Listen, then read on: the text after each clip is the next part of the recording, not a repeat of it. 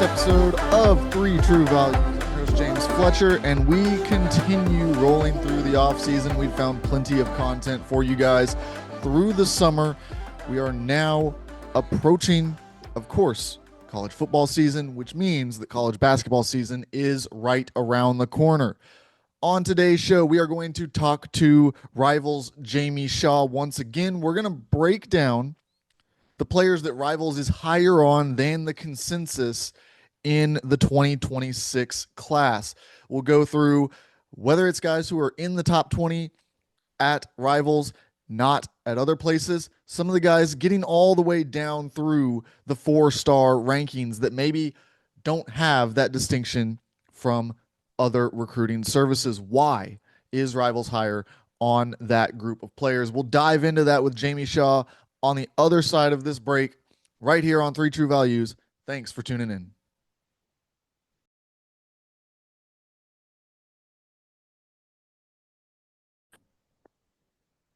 Welcome back in here to Three True Values. We have Jamie Shaw from Rivals joining us again to talk through the 2026 recruiting class, the guys that he is higher on than the consensus. This is a really interesting conversation, one that we love to have. Jamie, thanks for coming on today. And we just love going through these recruiting rankings, just talking about these guys, what the future of basketball. No, absolutely. It's awesome. It's good. I'm sitting here. I'm in the Carolinas. We're having a hurricane supposed to be coming through here soon and everything. The rain's starting up a little bit too. So no better time to be in here talking basketball. For sure. All right. We'll start at the top and we'll kind of go down through some of the guys that Rivals is higher on, starting with Bryson Howard. I want to talk about him. You have him 11th in the latest update, 22nd in the consensus right now. So what is it that has him higher up in your rankings than the rest? Because I watched him, real fluid, seems like he's just a really solid player to me. That's exactly what it is. It's the solid nature of it. He's a complimentary guy, a 6'4", kind of complimentary guard who's able to dribble, shoot, and pass. There's another huge factor with him for me is the defensive side of the ball. If you notice him during the AAU season, he guards the point of attack. He switches off the point of attack to guard on the wing and get in the passing lanes, but then also he can switch down and guard on the block. Like he was literally trying to create leverage, getting low on big men throughout the AAU season because he's one of the tallest players on the floor for his AAU team. So the defensive presence that he brings is what really opened my eyes to him in May, which is the astonishing thing. He didn't pick up his first-time major offer until May. Now all of a sudden he's going on these visits to these big blue blood programs around the country. But that being said, the defensive presence is what really opened. And then you see the wide-ranging ability that he brings on the offensive end of the floor. Mm-hmm. He's able to initiate offense as a secondary type option. He's able to knock down a spot three, spread the floor. He moves the ball. Nothing's really ever rushed with him. A late blooming player, the son of Josh Howard, who is consistently getting votes for defensive teams and stuff in the NBA as a wing. He's just one of those low maintenance players. He doesn't have a high usage rate, but he can, if need be. He can go get a bucket if need be. He can elevate the floor of a team. There's just so much versatility that he brings as a high floor type of prospect. Yeah, and when we talk about, again, these NBA families, just the big time athlete families, you have that understanding of what sports is, what it means to be part of a team, have a complementary role when you need to, maybe step up when you need to, those type of things that give you that higher floor. And I really liked seeing him, some of the down the road stuff. We talk about having a base on defense. We talk about spot up threes. But it looked like they were able to use him in different ways. You talked about him being one of the bigger guys out there at times. So he got to use off-ball screens to get to his spot and shoot, but also as the screener and got to like pop out a little bit, show some versatility there during the AAU season. So a lot to like, I think, in his game and the versatility. We talk about your possibility of outcomes. How many different outcomes do you have? Feels like he's got a lot that he could unlock as he moves forward. No, absolutely. There's a lot, like you said, a lot of different roles that he can be used in. I mean, different options that he has, different types of, just capabilities that he brings with his length and size, his strength that he has, and the skill set. Yep. And we talk here about Colbin Landrew. I want to get your take on him. You've got him ranked 17th, 44th in the consensus right now. So you're well above the consensus on him. Got him in the top 20 here in the updated rankings, flies up the board. What have you seen from him that has you confident he's going to prove you right here? Well, he's somebody, again, it's just a smooth, calming nature that he brings. Also, another late bloomer. He's somebody who had high major football offers early in his high school career when he was in Alabama, moved up to Georgia Mhm. this past season, and focusing strictly on basketball now. So now this is his first full year, first 12 months of strictly basketball training and everything. At Wheeler High School this past year, he was the conference player of the year, comes into game elite on the 3SSB circuit with Adidas, helps lead his team to a championship. You see the size, you see the positional size that he brings from the wing, but you also see a smooth shooting base that he brings. He's got great balance. He hits all his balance points. He's got a repeatable release, long arms, and that positional size at 6'6" with the ability to shoot and pass. There's going to be a little bit of athletic questions that he has, but his Yeah. skill base is so high, and he's continuing. He's got a little bit of an upward curve to continue to go because he's just now solely focusing on basketball. So he's had production at a high level. He's got some ceiling to grow into, but he also checks the boxes of being able to spread the floor, of having the positional size and length, of coming in, the mental toughness, and all that. So there's just an accumulation of a lot of things there that he brings that's Mhm. super intriguing for how he can fit into a team moving forward. And again, much like Bryson Howard, it's a complementary piece. You can set him into a lot of different variations on the floor. Right. Whether it be as a wing, as a floor space, he can even go as a small ball forward with his strength and length that he brings. You can do a lot of different things to build a team around him, and his low usage, high efficient ways that are continuing to get tighter and grow. Just kind of plays into that. So there's a lot Yeah. of different variations, just like we talked about with Howard, that you can use him with. But it's that skill base, the positional size and length, low usage, high efficiency type stuff. That's just really appealing with him. Yeah.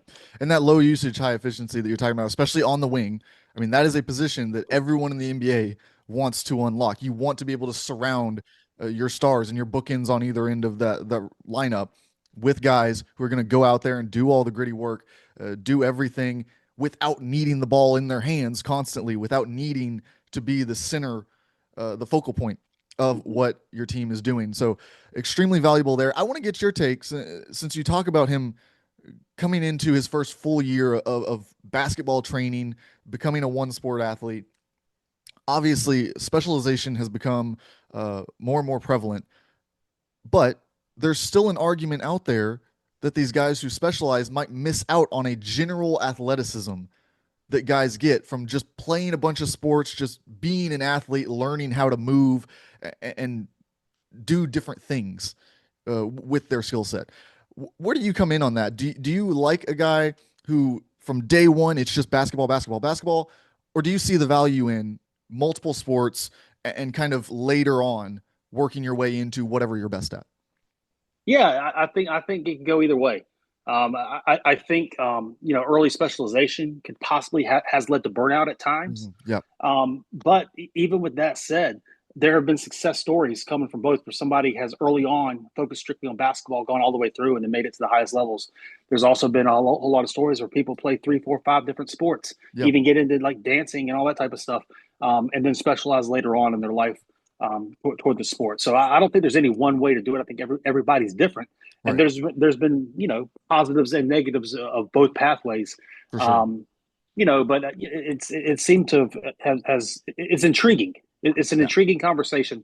There's different types of athleticism that multi-sport playing brings in, but there's yeah, also the skill understanding yeah, of the footwork, the finer nuances, the where to right. be on the floor, and the feel. With early specialization and all that type of stuff too. So, yeah, I don't think there's any one right way to do it. There's been success stories both ways and all that. For And I think sure. every kid's path is different. Yeah, definitely. I just think it's a really interesting conversation, particularly on the processing side. Like we talk Mm-hmm. about um, just the understanding of where someone's going to be, what they're going to be doing. And if you're spending a couple of months when somebody else is spending 12 months, like they're going to have a Yeah. better understanding of just where people are, the space that's being used. But of course, when you're that top 1-2% athlete, like you can kind of get through a lot of that stuff as well. So we move on here to Josiah Jervis, a guy that me and you both have been really high on. Really liked what we saw from him during the AAU season. So 23rd in the Rivals rankings, 47th in the consensus. What has you so high on him in his game? Well, again, it's that wide skill base that he brings. I mean, for all three of these guys, Yeah. it's kind of been similar situations. The fact that they're just really good complementary type of guys. In Jervis's case, he's somebody who can dribble, pass, and shoot. He showed this past AAU season, though, that he can also carry a team. He was the main offensive threat for the New York Wrens program that made it all the way to the EYBL Peach Jam Finals. Right. He was the leading scorer. He had the ball in his hand the most. He was the decision maker for the team, and he was able to carry them through all the way to the final. So he showed that he could be an alpha option as well. Whereas these past few seasons, he's really fit into that secondary complementary role. He showed that he could be an alpha option coming up in this. Now it's just all about moving forward with him, fine tuning the skill set, learning the footwork, getting to spots, and getting the balance points together. And all that when it comes to kind of streamlining his game toward being a possible number one option, but a definite number two or three type option that he brings. But yeah, the ability, he showed the ability to self-create. He showed the ability to create advantages within the half court. He showed the ability to shoot the ball both off the movement and off the bounce this summer and being a top option for a high-level EYBL team as well. So it unlocked new pieces to his game that had not been shown prior. Now it's about finding that, streamlining it, getting the efficiency together, and kind of figuring out his game. Again, like I said, the finer points of his game of the balance, the footwork, getting the spots, and kind of the efficiency and the compactness of it. Yeah, and that's why he's probably at the top of the list of guys that I'm really intrigued where they end up for their college career, because I think that there's a lot of different options he could go through. He could go and be a second, third option on a team that has maybe a veteran, a senior who's coming back, or a transfer that's coming in. He could pair up with another 5-star guy who's going to be this big time, superstar. Or he could go to a team and become that kind of go-to guy and develop that a little bit more. Maybe, of course, we see it where he goes, he's the secondary guy and then becomes there's so many options. And so I'm really fascinated where he ends up and the pathway that he has to those different roles on that team, whichever one that he chooses, because he is a guy. And I know that we keep talking about it here. We've gone through 3 guys now. They're all kind of in that wing spot. They all have good positional size and they all have a nice array of outcomes that they can reach. And that's the name of the game when you're trying to predict who's going to be the best players, is who's got the best chance, the best percentage odds. If we put like a 10% chance he becomes this, 10% chance he becomes that. If you only have one thing you can become, you get a little bit narrower and narrower in your ability to become especially at this point in the process too. I mean, Yeah. these kids are 16, 17 years old and stuff. They're still going through that development as to what they could be. So at this point in the process and trying to predict what they're going to be at 23, 24, 25 years old, Right. the wider the range of outcome, there's intrigue there. For sure. For sure. We move now. I want to talk a little bit about Quinn Costello, ranked 28th, 49th in the consensus. A big forward. We talked last episode. I like these guys who are really tall and listed at forward because there's some positional versatility moving forward. Perhaps he can play a little bit of center depending on the system he's in, can play that power forward spot. So what separates him? Well, Costello has always been somebody that's been intriguing. He first entered the I guess it was on 3-150 at the time. Like over a year ago and everything. He positional size, shooting touch, and all that. This summer, he showed that he was okay with the physicality. Yeah. The kind of toughness came. Still at 6'10", he's a good shooter, possibly a really good shooter.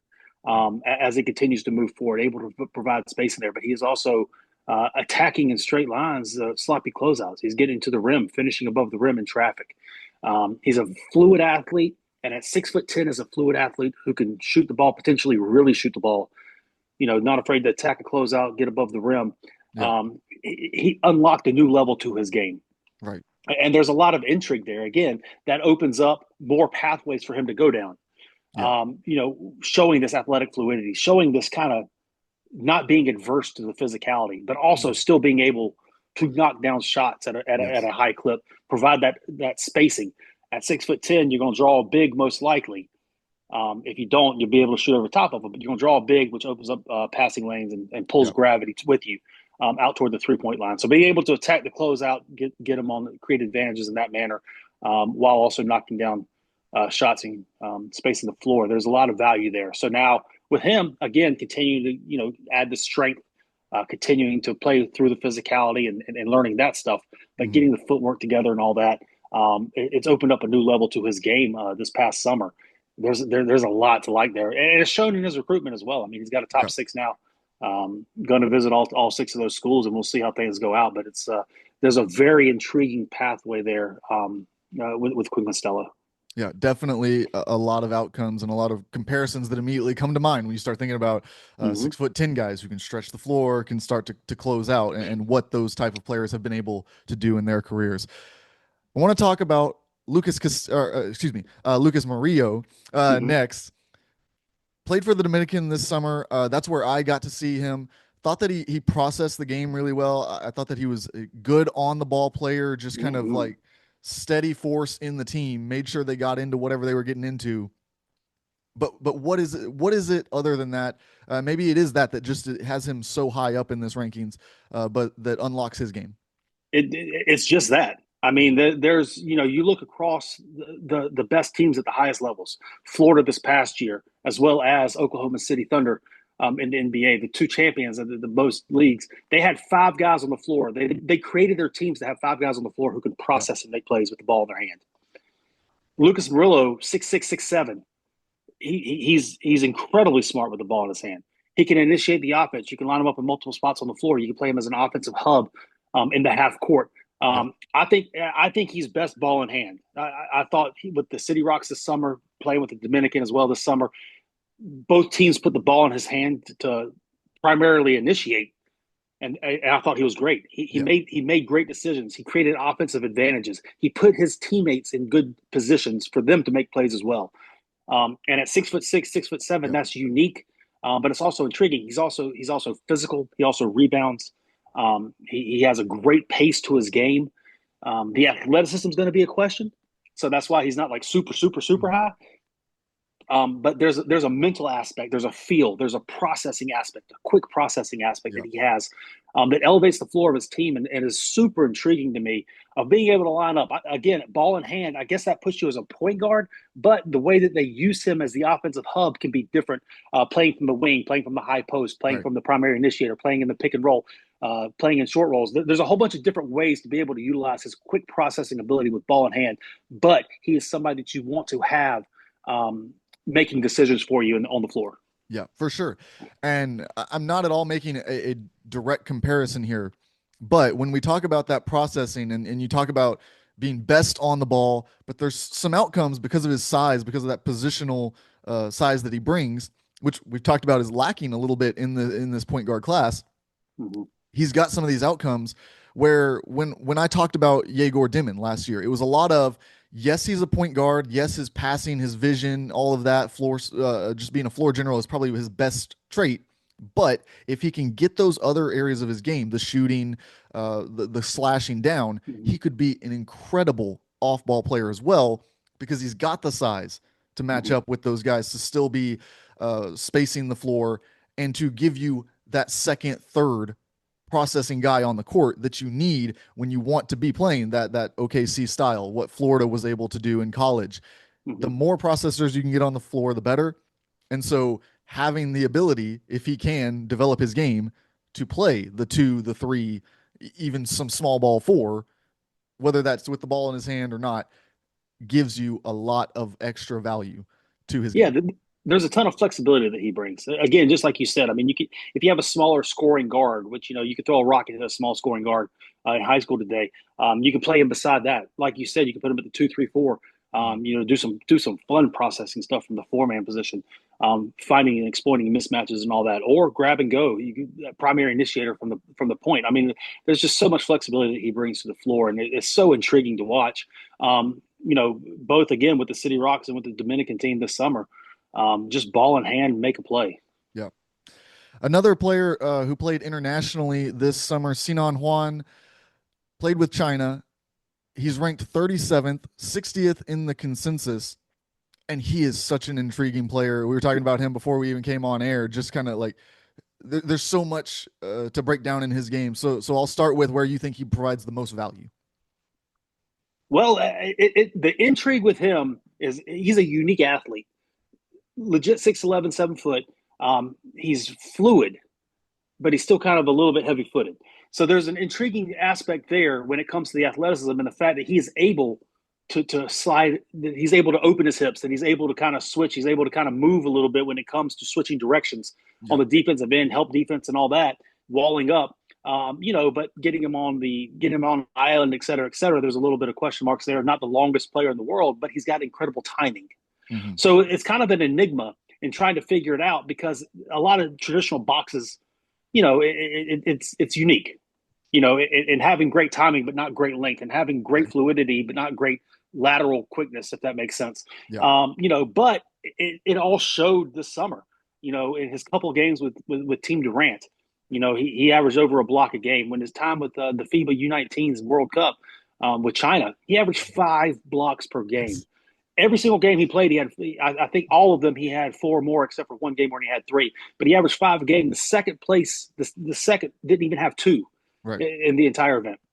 And he picked So up he did steals along the way too. Like it was for sure. His anticipation and his timing is just off the charts. He has a innate understanding as to angles, Hmm. leverage, and kind of where to be on the defensive end of the floor. Yeah. He's also an intriguing offensive player. He's not afraid to get the ball facing up and attacking in straight lines, both left and right, Hmm. to get to the basket. So he's going to need to add strength. Hopefully, with strength will come better athleticism to get there when it comes to explosive type stuff, when it comes to Yeah. movement type stuff, because the fluidity is there. The drop coverage type defense and being able to help side and all that. The understanding is there, the Mhm. IQ's there, the skills there. Yeah. So just kind of figuring it out, getting more strength and figuring out where his game is most dangerous, Right. and then really honing in on that.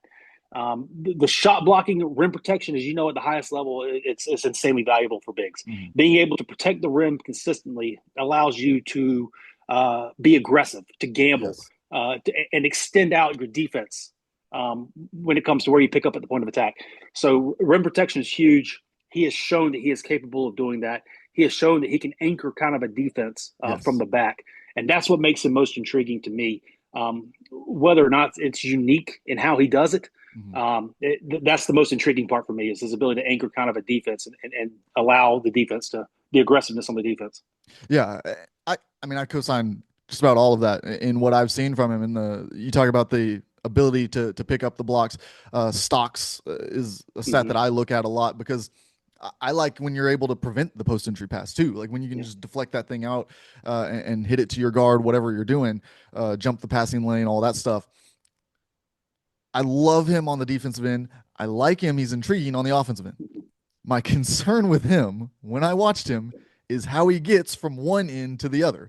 And it's Mm-hmm. interesting because you talk about he's a pretty fluid athlete, and I agree with that. He moves across the floor pretty well. Like he doesn't seem like he's just late in rotation because he can't get there. But Yeah. for whatever reason, going end to end, it feels like he's behind the play every time. Now, how much of that is frustration within a game? How much of that is who he's playing with, or a certain style they're trying to like get the ball to him at the high post? There's all kinds of different things that can go into that. But it's something that would give me a little bit of pause when I'm watching his game on at the next level. What does that look like? Do you get any Mm-hmm. blocks if everybody's flying past you down the other way? Yeah, no, it's an intriguing thing. Like his overall game is just very intriguing. Yeah. It's not there right now, but there's glimpses and pieces of it that are just very valuable. Again, we're looking at the highest levels, and there's a lot of value in what he does well at the Yes. highest levels. Now for him, it's just about fine tuning it and putting it together and going to a spot where he can grow and develop. Not a finished product yet, but there are some data points that Hmm. check boxes. As he's putting it together. Yeah, for sure. We talk about another center, but kind of almost the opposite type of player here, and Marcus Ponder, 38th in the Rivals 150, 58th in the consensus. And this is a guy who is just a big bruising center. He's going to dominate in the paint. What did you see from him to move him up so high in the rankings? Well, for me, it's been the body transformation. 2 years ago, he was 400 pounds. It was difficult for him to withstand the course of a game when it comes to stamina. Hmm. He was able to get up and down the floor a couple times. You saw high flashes as to what he could bring, but it was only a couple times, and then you have to sit and do that. Now he's a chiseled. When I say chiseled, chiseled 270 pounds of just muscle, Yeah. um, and he plays with a ferocity. He plays with a meanness. I mean, off the floor, the nicest kid. Yes sir, no sir, smiling, laughing, all that. When he gets on the floor, though, he tries to tear the rim off. I mean, you see him in game, and there's no questions. A lot of these guys, it's like they have different ways they can go, and they have different things they can do. There's no question about what Right. Mark Sponder is. He's a paint presence. He's somebody that patrols the paint. There's an intimidation factor with him. There's an ability to seal. There's an ability to turn and tear a rim off. Yeah. Ferocious is a word. There's a ferocity that he brings. Hmm. There's a to his game, and it's continuing to grow because almost like Colvin Landry is just now becoming a full time basketball player. Yeah. You know, Ponder's just now learning how to play under 300 pounds. Every bit of 6'10", he's got an entirely new body right now. Hmm. His joints are working different. His explosion's working different. Everything about his body at this point in time is working different. His For stamina is sure. working different. So he's still learning right now how to be productive with this new frame that he has, with this new body that he has, and early returns of it defensively at rim protection, protecting the paint, rotating, getting over, running the floor, dunking, Hmm. finishing, high percentage stuff, rebounding the basketball. There's production already there. Now he's going to continue, to learn how to create leverage in the post. Now he's going to Yeah. continue to learn angles and all that type of stuff as to where to attack and everything in the post. But he creates advantages just from his sheer size, his athletic explosion, and the ferocious nature that he brings to the court. It's wildly intriguing. It's unique. It's unique with how big and athletic that he is at this point in time, and the motor and ferocity that he plays with, and it's only going to continue to kind of tighten up as he continues to go with this new frame. Yeah. He's a guy that I'm really fascinated by. Uh, I thought that there was some base footwork stuff that I thought was really good. Mm-hmm. My only concern on it was that it felt like he was taking into account in his footwork the ability to just toss someone to the side. You know what I like? It's like, at what point in his career does he come up against somebody and he goes to make that move, and maybe they're not stronger than him, but they're strong enough that they're not just like flying into the bleachers behind the goal. And so there's a little bit of that to clean up. But as you said, he's already working. I think it maybe even benefits him that he's already Mm-hmm. working with this new body, so that as he runs into these bigger, stronger players, he's already in a mode where he's kind of changing things. He's starting to relearn different processes on the court, where to be, how he needs to move in certain areas. And I think that that could actually help him in some way. When you're already making a change, you can kind of adjust a little bit easier than if you feel like, wait, this is what I've always done. Now it's not working. What do I do? No, 100%, 100%. It's all going to be about learning leverage. It's all going to be about learning the angles and getting position and doing all that type of stuff with him, which is going to be, a football term, low man wins the rep and all that stuff. Yeah. So creating leverage and be able to get underneath the other person's center of gravity and all that. That's stuff that he's going to learn along the way, hopefully. Yeah. And everything too, but like you said, there is some intriguing. There's some intriguing stuff there for being Right. for being so young, I guess, in his new frame and everything. There's some very intriguing stuff there. And, he's a true low block presence, and there's Mhm. always going to be value in that, in Yep. winning in your area. Yep. Josh Irving, another center that you're very high on, 40th in your rankings, 150 in the consensus. So tell me, what has separated him and risen him up this board so far? There's a few things. His production might not match where he's ranked at right Mhm. now. The consistency when it comes with that, but a couple things with it. Legit 6'11", very fluid athlete with great length and projectability when the frame, and he's young. Yep. March '08 birthday. Um, so when you add all that together and you see that there's a steady incline that he has, obviously, the old saying goes, you give the bigs a little bit of time to get comfortable with their body, comfortable with their movements, add strength. It's a little bit further dispersed out the taller Yeah. you are, the bigger you are, and all that type of stuff. So, learning all that type of stuff, learning your body and everything, getting comfortable with who you are, is involved in the process of a big. But he's got he again checks so many boxes. Again, the unique nature of a big. We talked about it. They have low usage. However, it's incredibly unique to be able to find human beings with the size, the athleticism, the fluidity, the touch, the hand-eye coordination, etc., to be able to play basketball at the highest levels. Yeah. So there's going to be a learning curve still. There's still going to be growth to be had. Again, 17 years old, we're projecting to 23, 24, 25, and all that type of stuff. So there's a lot of stuff to be had, but there's pathways there because there are physical check marks that he passes. Right. The length, the fluidity, the ability to kind of open his hips and slide, the rim protection and all that. And he's continuing to produce more and more consistently as he goes throughout. He has got good hands and all that type of stuff. So he checks a lot of the boxes. There's incremental growth there. And there's a lot of intrigue. And again, he's another one. For the better part of the last 12 months, he's been ranked among the top 50 or 60 with on-3 rivals. Now coming into, I think, around 40 right now, continued growth. And then it caught on in July. I think you had, Kentucky, Kansas, Texas A&M, et cetera, schools like that jumping up on board as well after seeing him play on the Puma Pro 16 circuit in July. But he just checks a lot of those unique boxes for a big man. It's almost like he's got an awesome canvas to be able to paint on. Now it's about putting the color on the canvas. There's a lot of stuff there. Yeah, for sure. And you talk about just the those centers, and it takes some time. And as long as you see it kind of progressing, one of the traits that you mentioned there that I think is among the most important for them to have early is the hands. Because they're going to learn about how to use their body in different ways. They're going to get coached up on what type of big they need to be, whether that's how to set a screen, whether that's how to pick and pop, or whatever it is that they're best at, that their team wants from them. You can do a lot of skills training. It's hard to skills train good hands. Yeah, for sure. And so, and we're usually talking about guys who have these long arms, big hands. And I think we take for granted sometimes that there's a depth perception that's just needed to hold your hand out as far as you can, grab the ball and be able to go up there, high point it, and get the timing on that down. So hands are something for me when I look at centers that is really important early in their process to have. Oh, for sure. No, I absolutely. Yep. We go through now, and I want to hit on one last player here. And this one, I mean, we've talked about guys who are higher on in the Rivals 150. But how about 48th in the Rivals 150, 236th in the consensus? We got Ralph Scott here, who we talked about before the show, played with IMG's third team last year. What is it about his game that has people so excited that he could be in the top 50 here? Well, there's a newness to him. Mm-hmm. He's somebody who came on late. And admittedly, personally, I have not seen him play live. I've seen a lot of film on him, seen a ton of game film and clips and all that type of stuff. So I've seen a lot of them, talked to a lot of people who've seen him live. I haven't personally seen him live yet.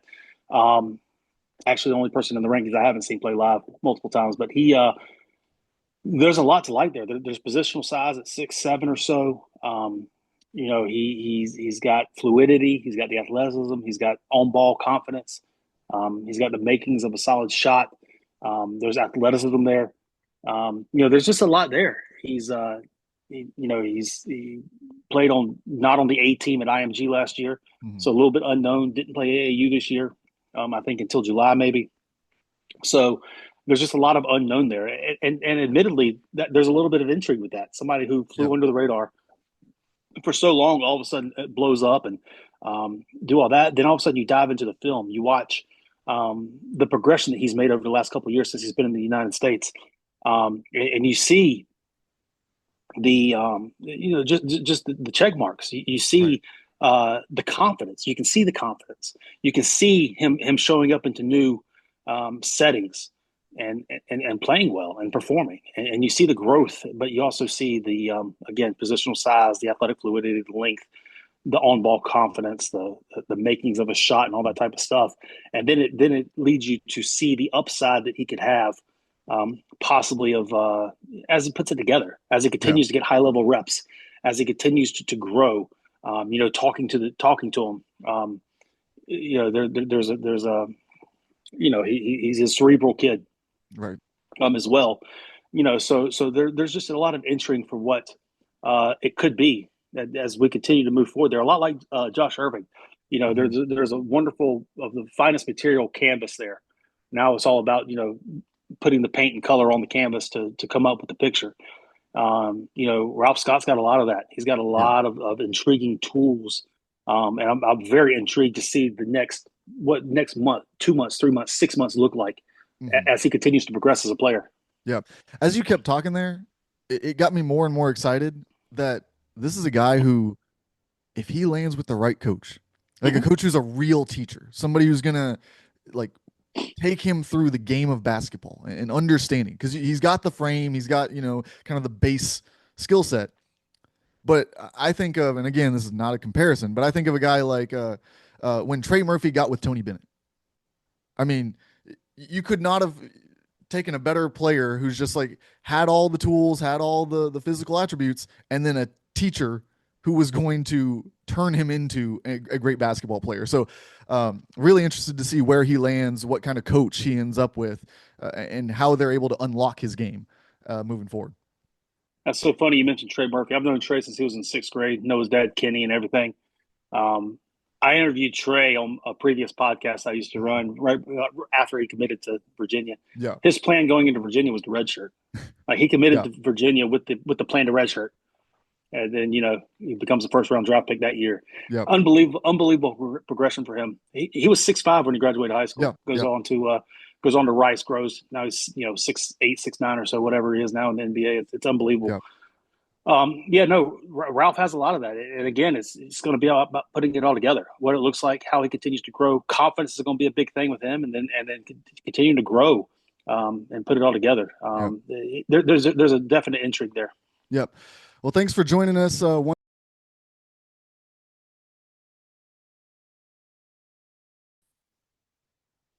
Thanks once again to Jamie Shaw of Rivals for coming on with us, breaking down all things recruiting. Always valuable insight that he provides us. On Three True Values coming up, we still have to complete our top 10 coaches series. We've got a couple more of those set to come out over the next couple of weeks. Next week, we have one for you. So be on the lookout for that and plenty more content throughout the rest of the off season right here on Three True Values. Again, I'm your host, James Fletcher, and thank you for tuning in.